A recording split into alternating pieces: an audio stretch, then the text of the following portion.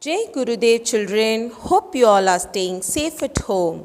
Here I am going to share few things which you should follow while using your computer.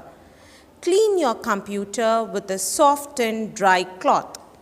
Shut down the computer properly after you finish using the computer in order to avoid useless consumption of electricity. Do not have any food or drinks while you are working with the computer as it may get spilled. Do not hit the keys on the computer too hard as it may damage the computer. Don't try removing any part of the computer.